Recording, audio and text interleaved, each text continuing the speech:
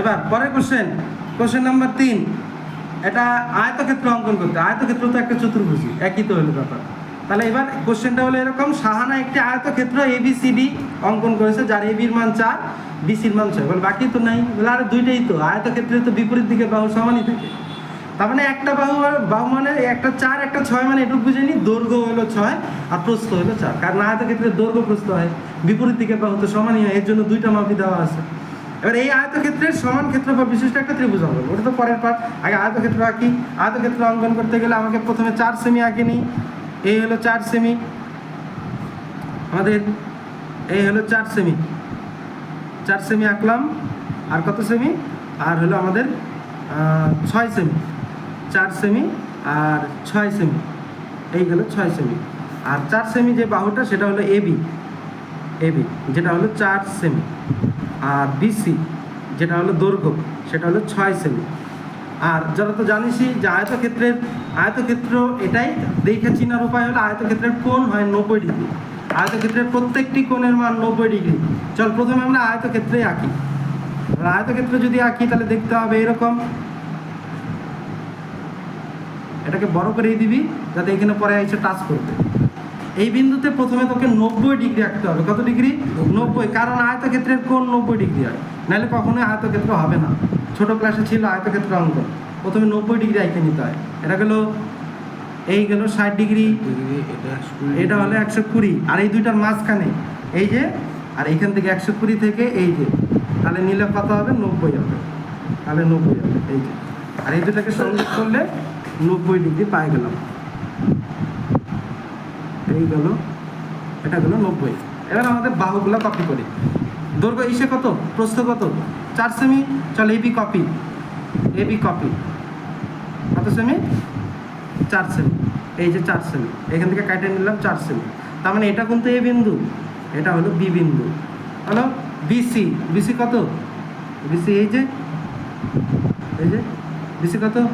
6। তাহলে এই যে হলো 6। এইখানে বলি বিসি যদি 6 হয়, এখানে এ ডিও কিন্তু 6ই হবে, কারণ সমান সমান, এটাও 6 দিয়ে নিলাম। আর এবিটা আমার ইসে হয়ে গেছিলো, আগে দেওয়া উচিত ছিল, এবিটাও লাগবে। এবির দৈর্ঘ্যটাই এখানে আসবে, অর্থাৎ এটাও 4। তাহলে এই দুটাকে সংযোগ করলে যেটা দাঁড়াবে সেটা হলো একটা আমাদের চতুর্ভুজ হবে, তার সঙ্গে এটা একটা আয়তক্ষেত্র, এই যে, আর এই যে গেল আমাদের আয়তক্ষেত্র, একটা চতুর্ভুজ। আর এই চতুর্ভুজের সমান ক্ষেত্রফল বিশিষ্ট কি আঁকবো? একটা সামান্তরিক আঁকবো, ত্রিভুজ আঁকবো। আর ত্রিভুজ আঁকতে গেলে কি বলছিলাম? প্রথমে নাম দেই ABCD, একটা আয়তক্ষেত্র যার এবির মান 4, বিসির মান 6, অর্থাৎ এটাও 4 এটাও 6, কোণ 90 ডিগ্রি, কারণ এটা একটা আয়তক্ষেত্র।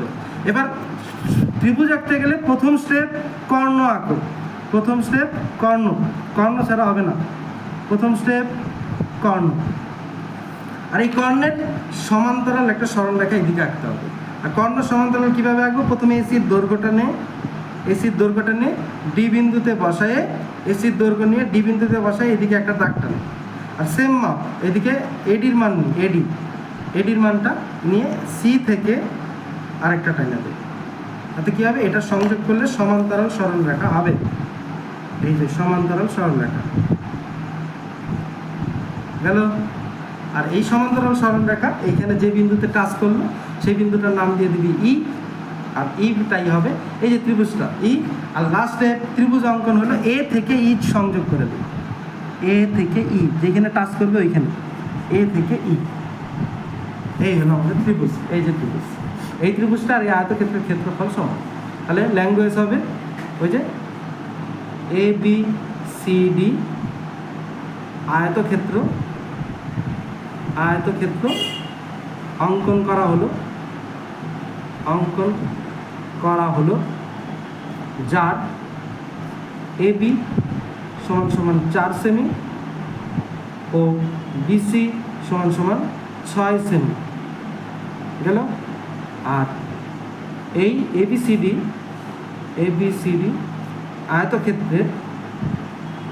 আয়তক্ষেত্রের সমান ক্ষেত্রফল বিশিষ্ট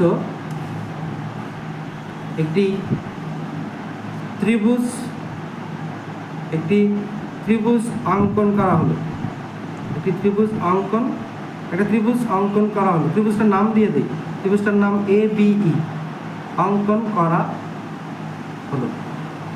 এই হলো আমাদের কোশ্চেন নাম্বার 3।